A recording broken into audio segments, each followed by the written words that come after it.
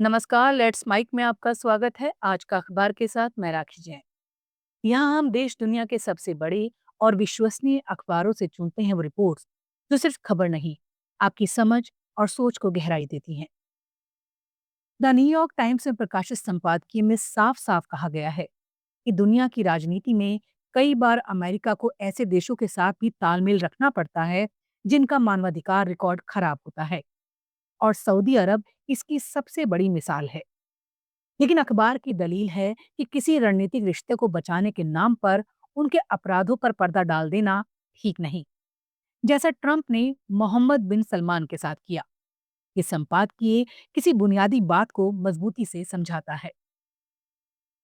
Trump ने जिस तरह व्हाइट हाउस में बैठे बैठे मान लिया कि जमाल खाशोगी की हत्या में क्राउन प्रिंस का कोई हाथ नहीं था, वो न सिर्फ अमेरिकी खुफिया एजेंसियों की मेहनत को ठुकराना था, बल्कि एक तरह से दुनिया को यह संदेश देना था कि अगर कोई ताकतवर दोस्त पत्रकार की हत्या करवाए तो भी अमेरिका कुछ नहीं बोलेगा। जबकि सीआईए, संयुक्त राष्ट्र की जांच और कई स्वतंत्र संगठनों ने साफ कहा है कि ये हत्या सऊदी सरकार के बेहद भीतर के लोगों ने की, और इसके आदेश का शक सीधे क्राउन प्रिंस पर जाता है। टाइम्स कहता है ट्रंप की यह हरकत 3 वजहों से बेहद खतरनाक है। पहला, ये दिखाता है कि सच उनके लिए मायने नहीं रखता। दूसरा, ये कि एक क्रूर मानवाधिकार उल्लंघन को सामान्य बना देता है। और तीसरा, ये अमेरिकी प्रेस की आजादी पर चोट है। व्हाइट हाउस में पत्रकार का सवाल पूछना लोकतांत्रिक परंपरा का हिस्सा है, लेकिन ट्रंप ने उस पत्रकार को डांटकर, खाशोगी को नीचा दिखाकर और प्रिंस का बचाव करके ये संकेत दिया कि उन्हें स्वतंत्र प्रेस पसंद नहीं। वो चाहते हैं मीडिया वैसा ही आज्ञाकारी हो जैसा सऊदी अरब में है। संपादकीय ये भी मानता है कि मोहम्मद बिन सलमान कोई एक रंग वाला चरित्र नहीं है। उन्होंने सऊदी समाज में कुछ वास्तविक सुधार भी किए हैं, जैसे महिलाओं को अधिक अधिकार देना, धार्मिक कट्टरवाद को सीमित करना और अर्थव्यवस्था को आधुनिक बनाना। लेकिन साथ साथ वो एक कठोर शासक भी हैं और आलोचकों को जेल में डालते हैं, और मामूली आरोपों में भी फांसी बढ़ गई है। लेख आखिर में कहता है, अमेरिका का काम ये नहीं होना चाहिए कि वो ऐसे अपराधों को नजरअंदाज करे या अपराधियों को ढाल दे।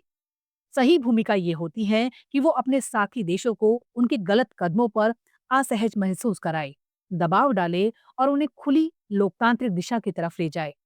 यानी संदेश साफ है, रणनीतिक साझेदारी अपनी जगह, लेकिन उसके नाम पर इंसाफ और लोकतांत्रिक मूल्यों का गला घोंटकर स्वीकार नहीं होना चाहिए। लेट्स माइक आज का अखबार। द गार्जियन में प्रकाशित संपादकीय साफ साफ कहता है, दुनिया भले ही मान ले कि सब सामान्य हो रहा है, लेकिन गाजा के लोगों के लिए हालात बिल्कुल वैसा नहीं है। युद्ध रुका हो या ना रुके, वहां की तबाही, भूख, बीमारी और बेघरपन लगातार बढ़ रहा है। संपादकीय बताता है कि सीज फायर शब्द जितना सुकून देता है, जमीन पर तस्वीर उतनी ही डरावनी है। इजरायली हमले रुक रुक कर जारी हैं, मदद पहुंच ही नहीं पा रही, और लोग तीसरी सर्दी भी टेंटों और टूटी दीवारों के बीच गुजारने को मजबूर हैं। डब्ल्यूएचओ तो कह रहा है कि वहां पैदा हुई स्वास्थ्य संकट की मार आने वाली कई पीढ़ियों तक चलेगी। अखबार आगे बताता है कि हाल ही में सामने आई अमेरिका की वो योजना, जिसमें गाजा को ग्रीन जोन और रेड जोन में बांटकर एक हिस्सा फिर से बसाने और दूसरे को खंडर में रहने देने की बात है। असल में पुरानी अमेरिकी भूलों, इराक और अफगानिस्तान की पुनरावृत्ति है। यानी मानो एक नई किस्म की अंतर्राष्ट्रीय निगरानी सरकार, जो दिखने में शांति की बात करे, लेकिन असल में इजरायली कब्जे को और मजबूत करे। ये योजना ट्रंप के प्रस्तावों के साथ मिलकर एक ऐसी व्यवस्था बनाती दिख रही है जिसमें फलस्तीनियों से कहा जा रहा है, पहले अच्छा व्यवहार करो, तभी राज्य मिलने की बात आगे बढ़ेगी। यानी हक की जगह इनाम वाला मॉडल।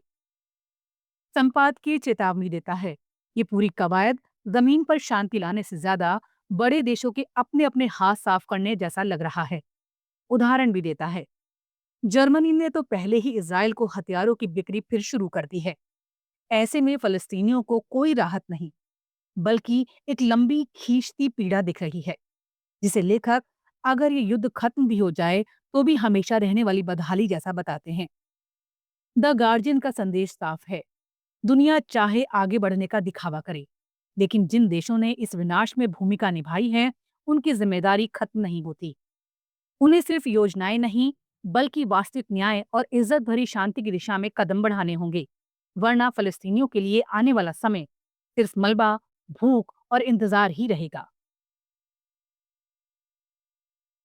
अल जजीरा में प्रकाशित लेख में बताया गया है कि सूडान का चल रहा गृह युद्ध सिर्फ सत्ता की लड़ाई नहीं है, बल्कि देश के अपार प्राकृतिक संसाधनों, तेल, सोना और उपजाऊ जमीन पर नियंत्रण की जंग भी है।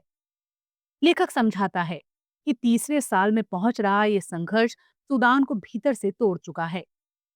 9.5 करोड़ नहीं, बल्कि 95 लाख से ज्यादा लोग अपने घर छोड़ने को मजबूर हो चुके हैं और करोड़ों भूख के खतरे में हैं। सूडान के पास इतना तेल, सोना और खेती लायक जमीन है, वो खुद को संभाल सकता था, लेकिन युद्ध ने इन संसाधनों को हथियार बना दिया है।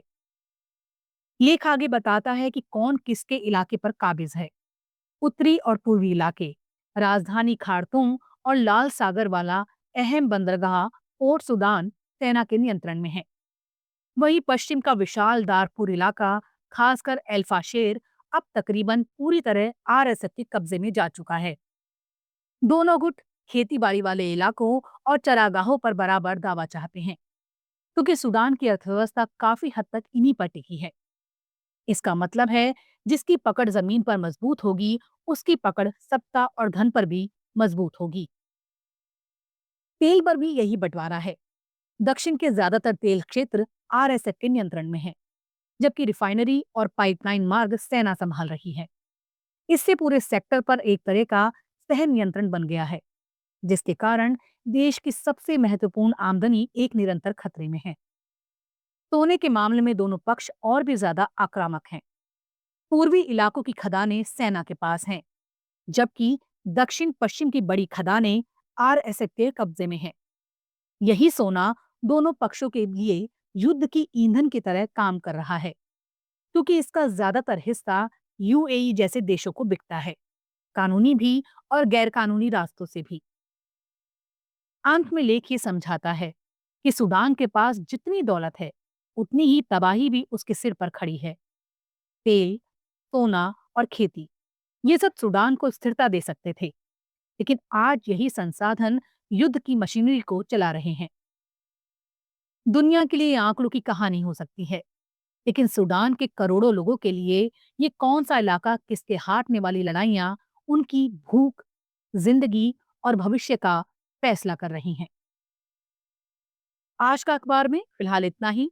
देखते रहिए, सुनते रहिए। Let's mike. नमस्कार।